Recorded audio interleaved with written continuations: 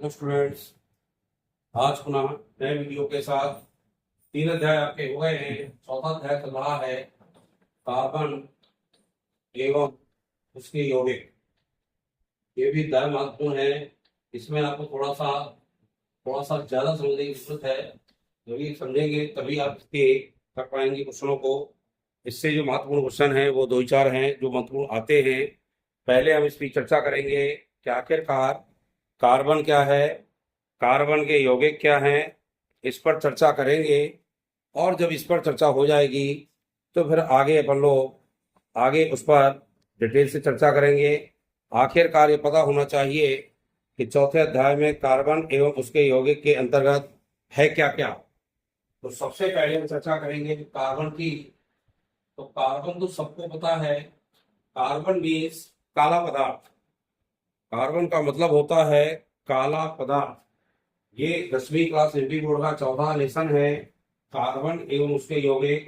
तो कार्बन जो है वो काला पदार्थ कहलाता है। काला पदार्थ। यदि कार्बन की बात करें तो कार्बन का सिंबल जो होता है यानी इसका संकेत होता है सी। और जो कार्बन की संयुक्ता होती है वह 4 होती है। कितनी होती है? संयोजकता इसकी लिख लीजिए। संयोजकता 4 होती है। कार्बन का जो परमाणु क्रमांक है, यदि हम परमाणु क्रमांक की बात करें तो परमाणु क्रमांक कार्बन का होता है 6। और परमाणु द्रव्यमान या परमाणु भार की बात करें तो इसका होता है 12। हमें यह पता होना चाहिए कि कार्बन के अपरूप भी 2 होते हैं। पहला अपर रूप होता है आपका हीरा और दूसरा अपरूप होता है ग्रेफाइट। तो हीरा और ग्रेफाइट इसके अपरूप होते हैं। तो ये पता हो आपको, छोटी क्लास में पढ़ा होगा कि हीरा का भी ये संकेत लिखें तो सी लिखेंगे और ग्रेफाइट का भी सी लिखेंगे। तो इसके अपरूप जो देखें बात करें अपर रूप की तो 2 होते हैं। एक आपका हीरा है और दूसरा आपका ग्रेफाइट है। ये कार्बन के अपर रूप होते हैं। तो कार्बन की जो संयुक्ता हमारी है 4 है। आज तक के रिकॉर्ड में देखा जाए तो कार्बन एक ऐसा तत्व है जिसने सबसे अधिक यौगिकों का निर्माण किया है। यानी कार्बन द्वारा अधिक से अधिक यौगिकों का निर्माण किया जा सकता है। सबसे पहले इसकी बात करें कि आखिरकार कार्बन ऐसा तत्व क्यों है कि जिससे अधिक से अधिक लंबी से लंबी श्रृंखला और अधिक से अधिक यौगिक इसके क्यों बन पाए हैं। तो हम बता दें इसके कुछ कार्बन के गुण होते हैं। पहली बात तो है कार्बन और हाइड्रोजन के अंतर्गत एकल बंध के द्वारा बहुत सारे यौगिकों का निर्माण हुआ। यानी कार्बन की जो संयुक्ता होती है वह 4 होती है। यानी पहला गुण है यह चतुसंयोजक संयुक्ता रखता है। 4 संयुक्ता की वजह से यह अधिक से अधिक यौगिक बनाने की क्षमता रखता है। यानी कि संयुक्ता कैसी होती है इसकी? चतुसंयुक्ता। इसके कारण यह अधिक से अधिक यौगिकों का निर्माण करता है। इसमें बंध बनाने की क्षमता होती है। यानी इसमें 3 बंध पाए जाते हैं। 3 बंध के अंतर्गत एक तो होता है एकल बंध। एकल बंध का मतलब है एक डंडी ऐसी खिंची होगी। एक होता है द्विबंध। द्विबंध भी कार्बन बनाता है, ऐसे होगा। और एक बनाता है आपका त्रिबंध। त्रिबंध का मतलब है 3 डंडियां खिंची होंगी। यानी कार्बन की संयुक्ता एकल बंध द्वारा भी पूर्ण होती है, डबल बॉन्ड द्वारा भी पूर्ण हो जाएगी। और ट्रिपल बॉन्ड लगे हैं तो भी इसकी संयुक्ता पूर्ण हो जाएगी। मान लीजिए कार्बन हमने लिख दिया और एक बंध ये है और 3 बंध इस तरफ दिए तो इसकी संयुक्ता पूरी है। यदि हमने 2 बॉन्ड यहाँ लगा दिए और 2 बॉन्ड इस तरफ लगा दिए तो भी इसकी संयुक्ता ऑलरेडी यहाँ पूरी है। और ऐसे 3 यहाँ लगा दें, एक यहाँ लगा दें तो भी इसकी संयुक्ता पूरी है। यानी संयुक्ता अलग अलग तरीके से पूर्ण हो सकती है। यानी इसमें एकल बंध, द्विबंध और त्रिबंध बनाने की क्षमता होती है। इस कारण भी देखा जाए तो कार्बन अधिक से अधिक यौगिक बनाने की क्षमता रखता है। कार्बन के अंतर्गत समावेशिता भी पाई जाती है। यानी ये बहुत समावेशिता का मतलब क्या होता है पहले जान जाओ कि समावेशिता ऐसे यौगिक जिनके की रासायनिक गुण तो भिन्न किंतु भौतिक गुण जो होते हैं समान होते हैं। यदि बात करें तो इसके अणुसूत्र समान और संरचना संरचना देखी जाए तो भिन्न भिन्न होगी, वो एक दूसरे के समावेशी कहलाते हैं। और ऐसे जो गुण होता है इसका वह कहलाता समावेशिता। तो कार्बन संयुक्ता बनाने समावेशिता बनाने की क्षमता रखता है, यानी इसको आइसोमेरिक में भी कहते हैं, इंग्लिश से कहते हैं आइसोमेरिक। तो इस प्रकार से बहुत सारी इसके गुण हैं जिसके कारण कार्बन अधिक से अधिक यौगिक बनाने की क्षमता रखता है। आज देखा जाए तो कार्बन के बहुत सारे यौगिक हमको प्राप्त हैं और ऐसा कोई तत्व नहीं है जिसके द्वारा बहुत से यौगिक हमको आज तक प्राप्त हो सके होंगे, तो कार्बन ही ऐसा तत्व है। अब बात करते हैं थोड़ा सा हाइड्रोकार्बन की, कि हाइड्रोकार्बन क्या होते हैं। तो हाइड्रोकार्बन की बात करें तो नाम ही है, हाइड्रो मीन्स हाइड्रोजन और कार्बन मीन्स कार्बन, यानी हाइड्रोजन और कार्बन से मिलकर जो पदार्थ बनते हैं उन्हें हम हाइड्रोकार्बन कहते हैं। यानी कार्बन हाइड्रोजन से मिलकर बने यौगिक आपके हाइड्रोकार्बन कहे जाएंगे। हाइड्रोकार्बन दो प्रकार के होते हैं, इनको थोड़ा से समझिएगा। एक तो होता है संतृप्त हाइड्रोकार्बन, संतृप्त हाइड्रोकार्बन, और एक होता है असंतृप्त हाइड्रोकार्बन। संतृप्त का मतलब क्या है, असंतृप्त क्या है, थोड़ा जान जाए। यदि कार्बन के बने हुए यौगिक पूर्ण रूप से चारों तरफ से बंधित हैं और चारों सेविका पूर्ण उसकी है, तो ऐसे हाइड्रोकार्बन संतृप्त कहलाते हैं। नाम ही है संतृप्त।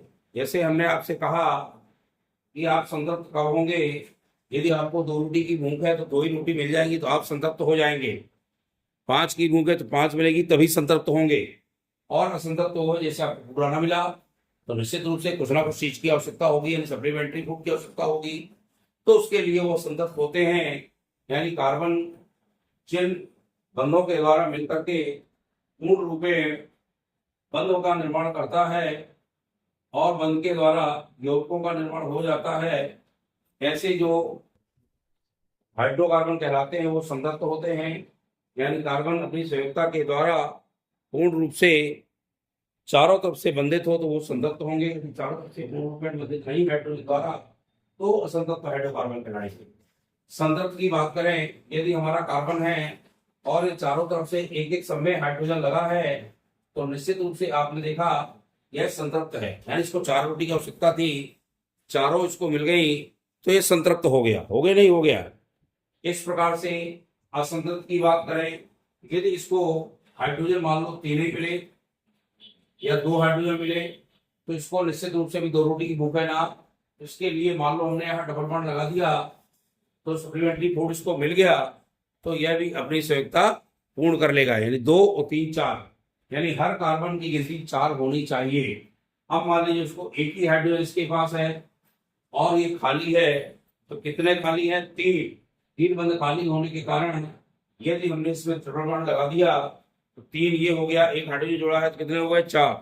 यानी 4 होने की वजह से ये क्या हुआ, इसने भी अपनी संयुक्ता पूर्ण कर ली, भले सप्लीमेंट्री के रूप में की लेकिन की। तो कार्बन संतृप्तता के रूप में एकल बंध के द्वारा जुड़ा होगा। असंतृप्त रूप में देखा जाए तो डबल बॉन्ड यानी द्विबंध या त्रिबंध द्वारा जुड़ा होगा, वह भी असंतृप्त है। और जो द्विबंध द्वारा जुड़ा होता है तो इसके अंदर श्रेणियां आती हैं, इसको जो श्रेणी आती है उसको कहते हैं हम एल्केन श्रेणी।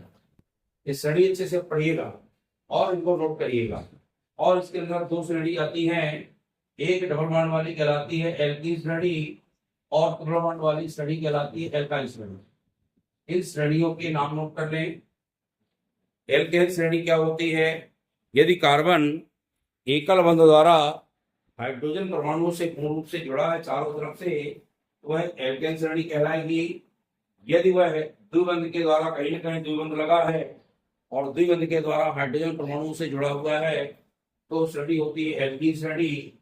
और एक जगह कहीं ट्रिपल बॉन्ड लगा हो और वह जुड़ा हो वाला कहलाएगा एल्काइन श्रेणी।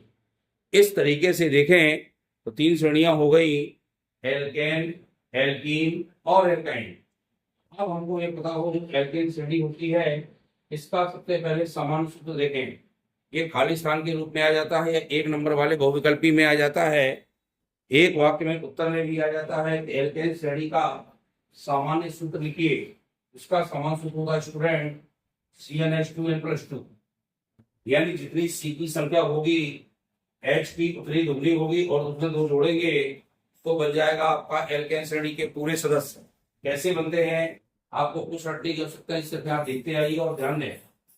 एल्कीन श्रेणी की होती है, इसका सामान्य सूत्र लिख लें, होता है CnH2n, यानी कार्बन की संख्या को दोगुना करते जाएंगे तो हमारी एल्कीन श्रेणी के सदस्य बन जाएंगे। और एल्काइन जो होती है इसका सामान्य सूत्र होता है CnH2n-2, यानी इसमें N की संख्या वो C कितने होंगे उतने दोगुना करेंगे और दोगुना करके दो घटाते जाएंगे तो ये आपका बन जाएगा एल्काइन श्रेणी। इस तरह से श्रेणियों के सूत्र होते हैं। अब आपको जो याद करना है वो आप थोड़ा सा ध्यान दीजिए, नोट कर लें और इनको कल याद करके रखिए, जिससे आपसे सूत्र बनाने में समस्या न हो। हम आपको बता दें, यदि n की संख्या एक यदि आती है कहीं पर भी तीनों में तो उसको हम मैथ पढ़ते हैं।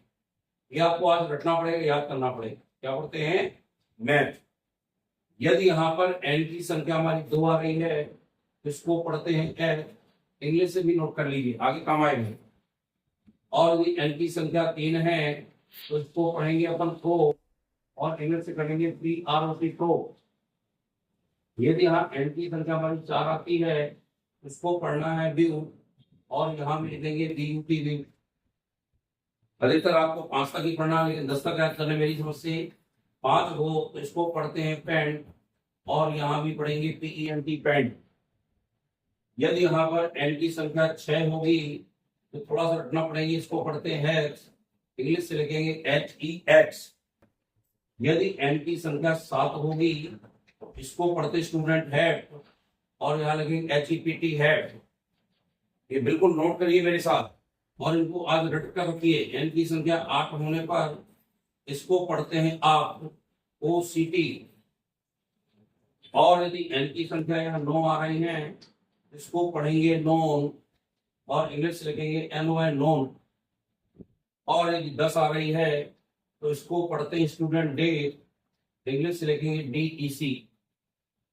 ये आप जब याद कर लेंगे तो तीनों श्रेणियों के जो सूत्र मैं आगे बताने जा रहा हूं वह आपको कहीं पर दिक्कत नहीं करेगा और तुरंत आपसे सूत्र बन जाएगी। परीक्षा में आ जाता है, अधिकतर आता है, क्वेश्चन आता ही है कि एल्केन श्रेणी के सदस्यों 4 सदस्यों के नाम लिखकर उनके सूत्र एवं संरचना सूत्र लिखिए। तो सूत्र क्या होते हैं, संरचना सूत्र क्या होते हैं, ग्राफिक सूत्र क्या होते हैं, मैं आपको सूत्र बताऊंगा, उसके आधार पर आप इनको पूर्ण रूपेण बना पाएंगे। तो जैसे n की संख्या 180 है इसको मैथ पढ़ते हैं, क्या पढ़ते हैं, मैथ। अब देखिए कैसे लिखेंगे, हम सबसे पहले चलते हैं एल्केन श्रेणी में। यदि यहाँ C n के स्थान में क्या लिख दिया हमने A, यहाँ पर भी n के साथ क्या लिखना पड़ेगा A और यहाँ +2 लगाना पड़ेगा। यही रखोगे ना, हमें n का मान 1 रखना है तो n के स्थान में 1 ही रखेंगे ना। अब 1 रखेंगे तो गिन लीजिए, 1 को लिखने की आवश्यकता ही पड़ती, लिखा नहीं जाएगा। तो C पर लिखेंगे, C में n लिखेंगे तो कुछ नहीं लिखेंगे, x में 2 एकम, अब इंटू लगा 2 में 1 का गुणा होगा, 2 एकम 2 और 2 में 2 जुड़ेंगे तो कितना है 4। तो पहला सदस्य बनेगा CH4 बनेगा। अब मान लीजिए हमने यहाँ पे 2 रखा, यहाँ पे क्या होगा 2 दूनी 4 में 2 कितना हो जाएगा 6। C के 2 होंगे, H के 6 होंगे, है आसान। यानी कार्बन की संख्या में आप दोगुना कर दें और 2 जोड़ दें, बस क्या कर देंगे, दोगुना करके आपको 2 जोड़ना है। कार्बन की संख्या मान लीजिए 3 है, 3 का दुगना करो, 3 दूनी 6 और 6 में 2 जोड़े कितना बनेगा 8, तो बनेगा C3H8। अब यहाँ हमने 4 लिखा, 4 का दुगना करें और 2 जोड़े, 4 दूनी 8, 8 और 2 10 हो जाएगा ना। आगे चले, C के 5 करें तो 5 दूनी 10, 10 2 12 बन गया ना। इस तरह आगे करेंगे तो सी के 6, एच के 6 दूनी 12, 2 14 बनेंगे। 7 करेंगे तो 7 दूनी 14, 14 में 2 जोड़ेंगे तो 16 बनेगा। 8 लिखे तो 8 दूनी 16 में एच करेंगे तो 18 बनेगा। 9 लिखेंगे तो 9 दूनी 18, 2 एच के 20 बनेंगे। सी के 9, एच के 20। अब 10 करेंगे, 10 दूनी 20, 2 22 हो जाएगा ना। तो परीक्षा में क्या आएगा, एल्केन श्रेणी के 4 सदस्यों के नाम लिखकर उनके सूत्र लिखिए। तो सूत्र तो आपके सामने ये बन गए। मैं 5 तक इसलिए बता रहा हूँ तो 4 से ऊपर आपके नहीं आते, तो 11वीं में पहुंचोगे तो बहुत सारे अंक बताएंगे। अब थोड़ा ध्यान दीजिए, पहले सर को क्या कहते हैं, मैथ। हमने यहाँ पर मैथ लिखा और मैथ में चूंकि यहाँ क्या लगा, अंत में एन लगा है। क्या लगा है, एन।